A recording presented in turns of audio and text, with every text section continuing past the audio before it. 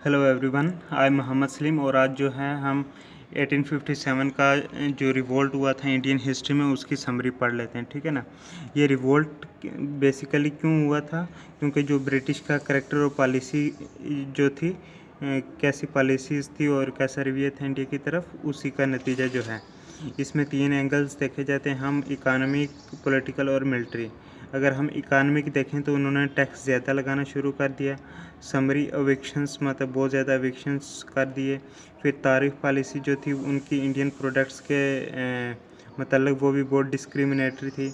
उसके बाद ट्रेडिशनल जो इंडिया का जो हैंडीक्राफ्ट इंडस्ट्री थी उसको तबाह करा। ठीक है।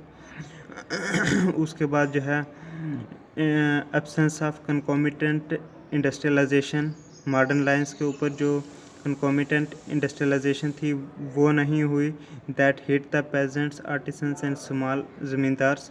इन तीनों वर्गों को, लोगों को बहुत नुकसान हुआ क्योंकि उनके पास ऐसी इंडस्ट्रियलाइजेशन नहीं उन्होंने करी।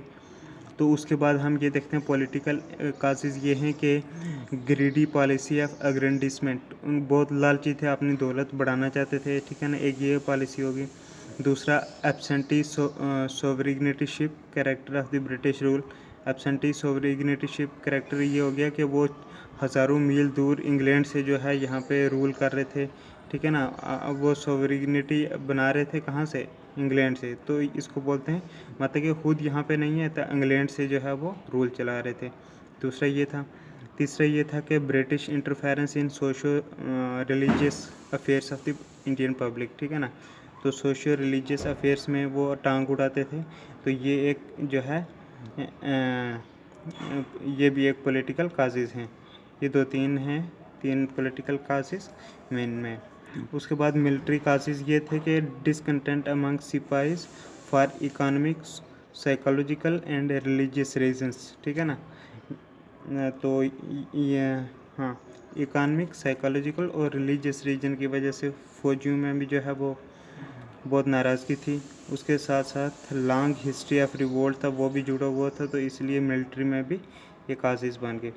तो उसके बाद अगर हम देखें रिवोल्ट इंडिया में कहाँ कहाँ हुआ और इस रिवोल्ट के लीडर कौन कौन थे। ठीक है ना। 1857 वाला जो दिल्ली में रिवोल्ट हुआ उस का लीडर था जनरल बखत खान। जो कानपुर में हुआ उसका लीडर नाना साहब थे। जो लखनऊ में जो है प्रोटेस्ट हुआ उसका लीडर था बेगम हज़रत महल। जो बरेली में हुआ प्रोटेस्ट वहाँ पे खान बहादुर। और जो बिहार में था उसमें कन्वर सिंह लीडर था। जो फैज़ाबाद में था वहाँ पे लीडर जो था मौलवी अहमदुल्ला था। जो झांसी में रानी लक्ष्मीबाई थी और बागपत में शाह माल था। ठीक है ना। उसके बाद अगर ब्रिटिश रेजिस्टेंस देखें कि कौन कौन सा ब्रिटिश ऑफिसर्स कौन कौन सी प्रोटेस्ट को सप्रेस करने, दबाने में लगा हुआ था। तो जो दिल्ली में प्रोटेस्ट हो रहे थे वहाँ पे जो ब्रिटिश का ऑफिसर था लेफ्टिनेंट विलोगबी और जॉन नाइकोलसन और लेफ्टिनेंट हॉडसन, ये इन तीनों की ड्यूटी थी कि इसको क्रश करा जाए, इस मूवमेंट को। कानपुर में ड्यूटी थी किसकी? सर ह्यूग व्हीलर की और सर कॉलिन कैंपबेल की। लखनऊ में थी ड्यूटी जी हेनरी लॉरेंस की, ब्रिगेडियर इंग्लिश की, हेनरी हेवलॉक की, जेम्स ओटराम की और सर कॉलिन कैंपबेल की। ठीक है ना। उसके बाद झांसी में ड्यूटी थी सर ह्यूग बोस की। बनारस में थी ड्यूटी कर्नल जेम्स नील की। तो उसके बाद काशीज़ अगर हम देखें तो ये रिवोल्ट फेल क्यों हो गया? Number 1, limited territorial and social base. ठीक है ना। इस जो जहाँ जहाँ पे हो रहा था वो लिमिटेड जगहों पे ही हो रहा था और सोशल बेस भी था कि सारे लोगों ने इसका जो है वो नहीं करा सपोर्ट, और भी सोशल रीज़न थे। उसके बाद ये था कि कुछ इंडियन लोग थे उनका जो है ब्रिटिश की तरफ सपोर्ट भी था। Crucial support of Indian sections of India, certain sections of Indian public to British authorities. उसके बाद फेल होने का ये भी रीज़न है कि रिसोर्सेज नहीं थे ब्रिटिश के कंपैरिजन में। ठीक है ना। उसके बाद फेल होने का ये भी रीज़न है कि सेंट्रल लीडरशिप और जो आपस में कोऑर्डिनेशन था उसकी भी कमी थी। Lack of coordination and central leadership. उसके बाद lack of coherent ideology and political perspective के मतलब कि पूरी आइडियोलॉजी और पॉलिटिकल पर्सपेक्टिव बिल्कुल उसकी कमी थी, मतलब कि जैसा होना चाहिए वैसा नहीं था। ठीक है, ये भी एक रीज़न है फेल होने का।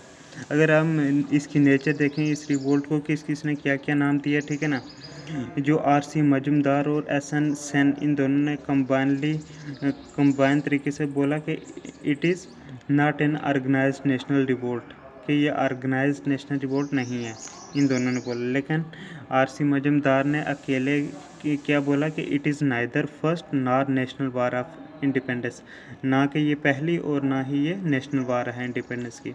वी.डी. सावरकर ने बोला था कि वार ऑफ इंडिपेंडेंस है, आज़ादी की जंग है। एरिक स्टोक्स ने बोला कि इलाटिस्ट इन कैरेक्टर, के मतलब के कैरेक्टर में बहुत आला मुकाम वाली है ये। उसके बाद लॉरेंस और स्टीली ने बोला था कि इट इज़ मियर सिपाही म्यूटिनी, के सिर्फ फौजियों की ये बगावत है। टी आर होम्स ने बोला कि it's a conflict between civilisation and barbarism, के इंसानियत और हैवानियत के दरमियान में कन्फ्लिक्ट है। किसने? टी आर होम्स ने। जेम्स ओट्राम ने बोला कि it is a Mohammedan conspiracy making capital of Hindu grievances, ठीक है ना, ये बोला जेम्स ओट्राम ने। पार्सिवल स्पेयर ने बोला कि 3 फेसेस ऑफ द रिवोल्ट हैं, ठीक है ना। उसके बाद कंक्लूजन क्या हुआ इसका? कंक्लूजन 1857 के रिवोल्ट का ये हुआ कि not quite the first war of independence, ये ना सिर्फ आज़ादी की पहली लड़ाई थी, बट सोर द सीड्स ऑफ नेशनलिज्म, लेकिन जो है नेशनलिज्म की बीज इसने बो दिए थे इसी रिवोल्ट ने। और quest of freedom from alien rule, के बाहर के रूल से जो आज़ादी की प्यास जो है ना वो लोगों में पैदा हो चुकी थी, ये इसका नतीजा हुआ। तो इसका इफ़ेक्ट क्या हुआ? फाइनल जो प्रैक्टिकली हुआ वो ये हुआ कि क्रोन जो है ब्रिटिश क्रोन, उसने company British east India company से पावर ले लिया और ब्रिटिश क्रोन आ गया तहत पे, ठीक है ना। उसके बाद क्या हुआ कि कंपनी का रूल जो है ख़त्म कर दिया गया। और उसके बाद क्या कि क्वीन ने ये ऐलान कर दिया कि अल्टर्ड एडमिनिस्ट्रेशन, अब एडमिनिस्ट्रेशन चेंज होगी, ठीक है ना। आर्मी को रीऑर्गेनाइज करा गया। जो रेशल हेट्रेड था, जो नफ़रत थी मतलब कि नस्ल के तौर पर रेसिस के दरमियान वो ज़्यादा बढ़ गई थी, ठीक है ना। और वाइट म्यूटनी भी हुई थी। तो thank you very much. Like share subscribe करें, कमेंट करें।